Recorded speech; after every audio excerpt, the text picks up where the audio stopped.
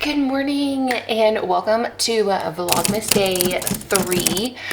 I'm so happy that you're here. This, if you can't tell by the title of the video, is a tips video for my nursing friends. This is really for any nurse, but I am a labor and delivery nurse. My name is Brooke, if you are new here. I do work in labor and delivery, and these are just 5 tips that I recommend to any new grad, anyone trying to go into specialty, and just any nurse, anyone going into a new job, really. Some of these are more focused on nursing, of course, because that's what we're talking about. But these are my 5 tips if you are starting off in labor and delivery or a nursing job. Okay, my first tip for anyone going into nursing and labor and delivery, of course, is to be coachable and to be teachable. I think it's very important when you're going into a new career, new nursing field, things like that. It's very important to accept that you don't maybe know everything, and to allow your preceptor or the person training you to really guide you and trust that they're, trying to help you and want you to be successful. I think that it's just really, really important to be completely open to all the things that your preceptor is trying to teach you. For instance, if you are going into your first day or you're going into your day with your preceptor, just listen and learn. If you are actually coming from a different nursing specialty into a new one, there may be a certain way or a certain knowledge that you have from that job that is going to be different. And it's very hard sometimes to leave your knowledge or leave what you know behind and accept new practices and new understandings. So in labor and delivery, our vital signs, different presentations of disease processes are going to be different. They're going to be treated different here than they would be in med surg or ICU. So blood pressures can be very, very dangerous. Even, borderline high pressures can be very dangerous. Seizures are very dangerous for pregnant women, as it does inhibit the oxygenation that gets to their baby. So that is something important to remember, that there are a lot of people that live in med surg, or patients that are in med surg that live with like a baseline, higher pressure. They get medications for it and such. And it's just, you have to think about a new patient whenever you come to labor and delivery, because you're not taking care of just one, you're taking care of 2. So it's really important to remember that when you're coming from a different unit to a whole new specialty, things are going to be treated differently and labs are going to be different. Like lactic acid, I can remember the first time I saw a postpartum mom with a lactic acid of like 4, and in my brain, if you have done nursing, my brain is, I have to get her like fluid stat. She is, septic. That's very, very serious. When in reality, a lot of labor patients will have, and postpartum patients are going to have higher white counts. They're going to have higher lactic acids in some cases. And it's just like the body's process of dealing with the whole stress of labor and delivery. So just remember, be coachable, be teachable, and know that you're coming into something that may be different than what you learned. And especially if you're coming straight from nursing school, you learned textbook how everything works. You learned how to keep someone alive in nursing school.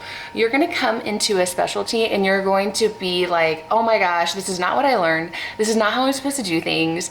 And it can be really difficult to get past that. So just remember, we're not going to teach you to be unsafe with anyone. We all care about our patients, and we would never want to teach you to do something the wrong way.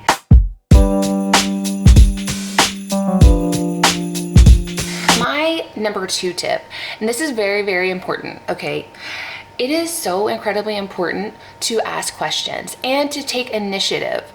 Coming in to nursing, there was always a stigma that nurses eat their young, and I do truly believe that this narrative is changing, at least where my experience has been. When I very first started a long time ago in the ER as an ER tech, I was 18 years old and bubbly and outgoing and smiley and everything, like I still am. But those nurses that I worked with it could be exaggerating, but I felt at that time they preyed on me because of those characteristics and personality traits that I have. I do not believe that that's the case anymore. So I don't want you to ever be afraid to ask questions and take initiative. You do not want to get the reputation on your orientation that you sit at the desk, or that your preceptor after a couple of weeks has to tell you to go off and do something that you really should already be understanding that this is the way that things work. Okay. And anytime you have a question, you ask that question. Don't ever be afraid to ask questions, because that is when our patients get injured. There is no such thing as a dumb question.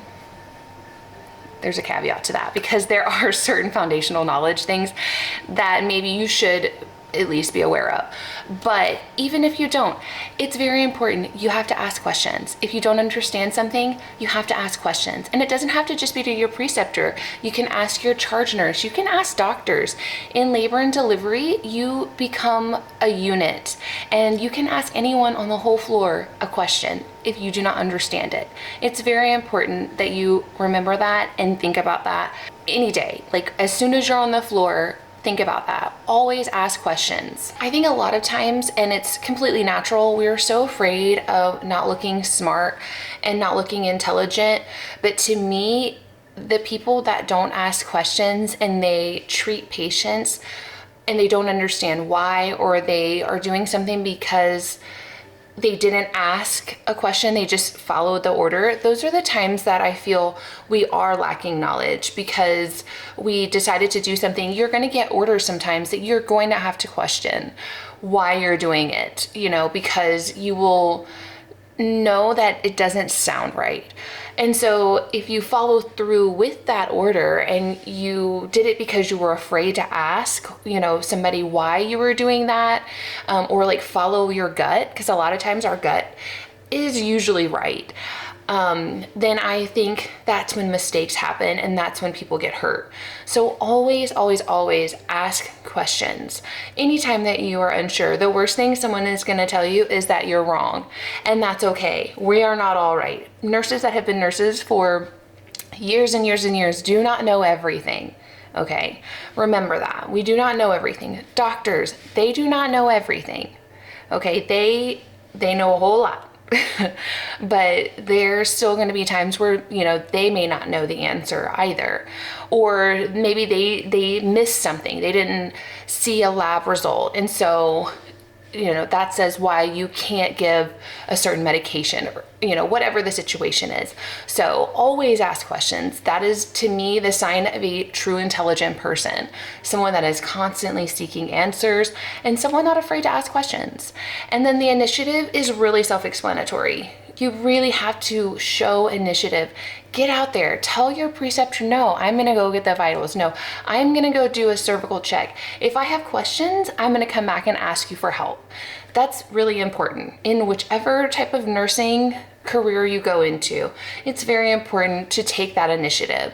It shows that you actually really love what you're doing, and you want to learn, and you want to be ready when it's time to come off of orientation, because you're not going to feel ready. But if you have taken the initiative and you are learning hands-on, you are going to feel so much more confident and comfortable than you would if you didn't have all of that hands-on experience.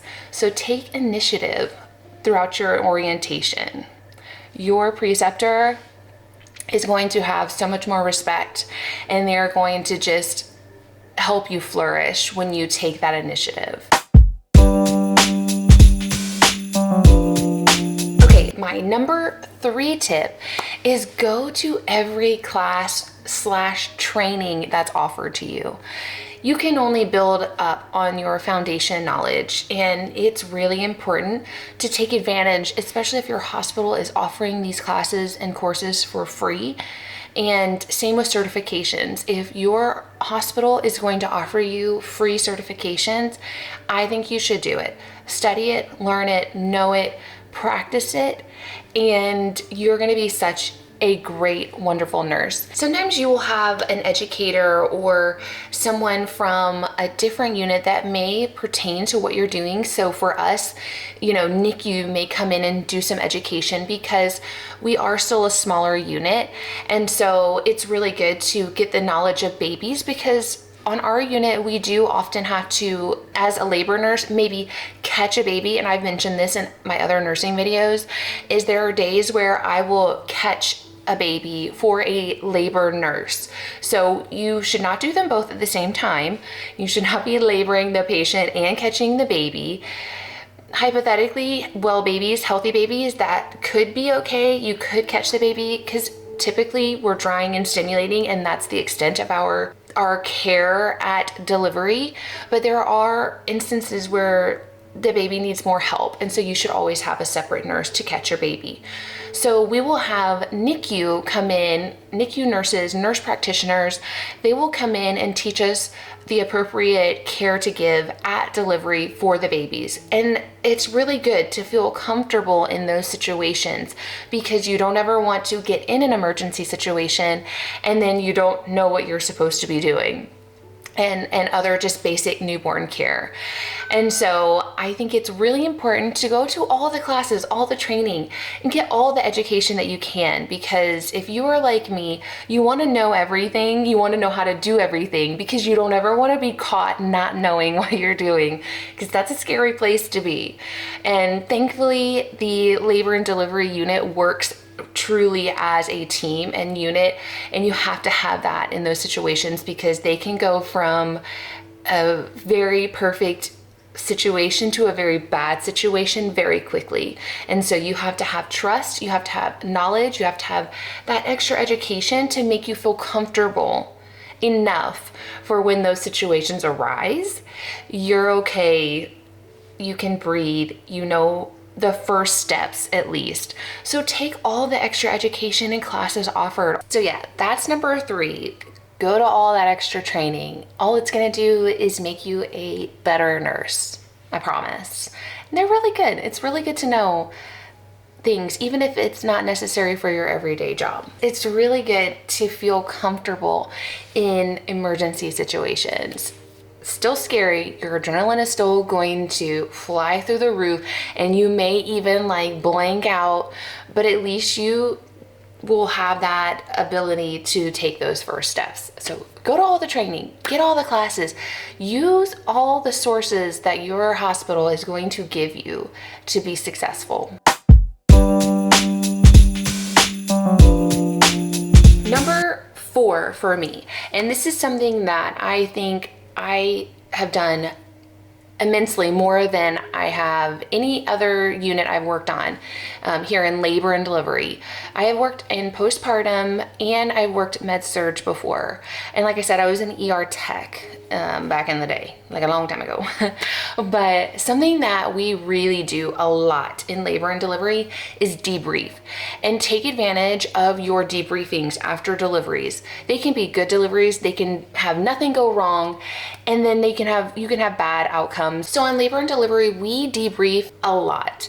Most of the time it comes after an adverse event happens during the deliveries, but there can be good debriefing after good deliveries. So that way you feel good, the things that you did the right way, you can get that reassurance from the doctors, from the other nurses that may be in the room with you.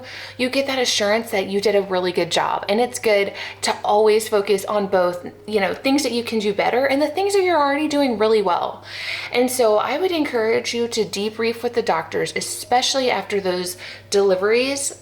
Or if you're in a different field, like I said, we didn't do it very much after in med surg or in postpartum, but take advantage of the debriefings with the doctors. They can really give you like valid information. They can really tell you things that you can work on. And when you have someone point those out, they're oftentimes, for me, I can make an error and I know I'm not going to make that exact same error ever again, because I talked to someone, I found out the rationale of why I did it, found out that I did it the incorrect way, and found out the rationale of why you should do things differently.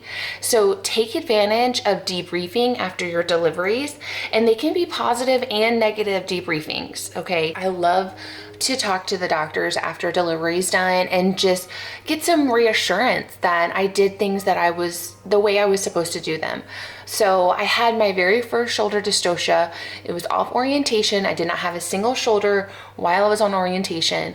So I had my very first shoulder, and for me, I could remember everything I needed to do. I did it all.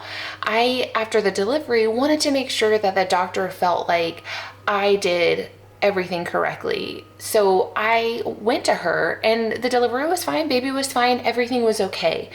So even though it was a good outcome, I still wanted to know, okay, did I get that patient in McRoberts quickly enough? Did I do suprapubic the way that it should be done? And so those things just help to reaffirm to you that you know the information, that you know what to do in an emergency, okay? So I think that it's just such a great tool, and it really helps, I believe, the doctors to form more trust with you, because it shows that you care. It shows that you care about the outcome of your patient. It shows that you care about learning why you did it, you know, what you can do better, and it shows them that they can develop that trust relationship with you. And I can tell you, it's a little bit awkward at first if you are just getting to know your doctors, or you've had maybe bad experiences with them at some point. It can be very nerve-wracking, but it's only going to help foster a trust relationship on the floor. They're going to know that you care, and they're going to feel more comfortable letting, you know, with the relationship that you have, and with you taking care of their patients. So debrief, get it, you know, out there, like learn something, you know. It's a really, really great tool that we have. I love that about labor and delivery. Okay, my last tip number 5, is let go of the idea that you are going to be comfortable within the first year. That's any nursing. Honestly, that is any nursing field you go in. You are not going to feel comfortable and confident for at least a year, okay? It's a lot. And nursing in reality, in your job after nursing school, is going to be totally different than everything that you learn and everything that you did in nursing school. Their goal in nursing school is to show you and teach you how to keep someone alive. It's the beginning stages of critical thinking, and it's so basic in nursing school. But your critical thinking abilities come after hands-on experience, day to day, in the hospital, on your floor, taking care of your specific patients. That is when you will develop and foster that critical thinking aspect that is the most important part of nursing. Critical thinking is the most important thing in nursing. The most important thing. And it takes time, and it takes the hands-on experience to really get that critical thinking piece. Okay, in nursing school, you learn a normal blood pressure. When you're out taking care of patients, because in a neuro setting, your vital signs are going to actually be flipped and opposite of what they're going to be in a standard med-surg unit. And again, with the blood pressure issues and seizures, and there are so many different complications that happen in the pregnant patient that are 10 times more dangerous than a patient that's not pregnant, if that makes sense. And so it's very important that you have that knowledge. You need to know what normal vital signs are. You need to know kind of what you should be looking for as far as urine output and these different things, these basics that they teach you in nursing school. But you build on that foundation in whatever unit you go to. The emergency room, it's going to be a different experience for you than what you did in nursing school. ER is going to be different than the ICU. ICU is going to be different than labor and delivery. Labor and delivery is going to be different than med-surg. They are all so different, and they all require you to build on a foundation of knowledge, of just standard knowledge. And so just remember and know that it's okay to not know everything. It's okay to always ask questions. It's okay to not feel 100% comfortable when you step out on that floor. What's not okay is for you to be uncomfortable to ask questions. And it's not okay for you to feel bullied and to feel like you're supposed to know everything. Whether that's from the doctors, whether that's from your charge nurse, whether that's just from your coworkers. It's important to remember that nursing really is a team effort. It's very important that we build relationships with each other and get rid of this whole old narrative that nurses eat their young, because we're all in this together. And truly, we are all just trying to survive the people that are above us making decisions and sometimes not treating us the way that we deserve to be treated. And so we need to come together as nurses to stick together through the really rough times, because if you have been a nurse, then you know it is rough out here right now. It is rough out here in the nursing hospital community. Full transparency, I have definitely had orientees that I wasn't confident that they were able to go off of orientation when they should have, and that's true honesty. Not everybody is ready to come off of orientation when the cutoff day is. And I think that usually in those situations, the orientee kind of has that same feeling. And so there's a difference in being able to communicate that maybe an orientee is not ready. Maybe you're going into a new specialty and your preceptor says, I just don't know if you're ready. Take that, figure out with them what you could do to improve. What could you do differently? Do you think that it would be more time? Take any kind of feedback that you get from your preceptor or manager or whatever, because usually they're getting the opinions from multiple people. It should not be just from your preceptor. It's from what everyone on the unit is seeing. Take that feedback and just work on being a better nurse, figuring out what you can do to better prepare yourself. Maybe it's more classes, maybe it's more orientation time, maybe it's going to another unit temporarily. There's so many different things that you can do if you get to the end of your orientation and you don't feel confident in going forward off of orientation by yourself. But like I said, in tip number 5, you are not going to feel confident or comfortable in the first year of nursing. It's just not going to happen. Unfortunately, I wish it did, but it's just not. You have to get the experience to feel more confident. Those are my 5 tips for coming into labor and delivery, becoming a new nurse, going onto the floor, wherever your specialty lies. These are all my tips for becoming a better nurse. Different things that you can do to make sure that your orientation into your unit is going to be successful. And if you are a nurse as well and you wanted to add anything, leave a comment below, because I can make videos upon videos about nursing.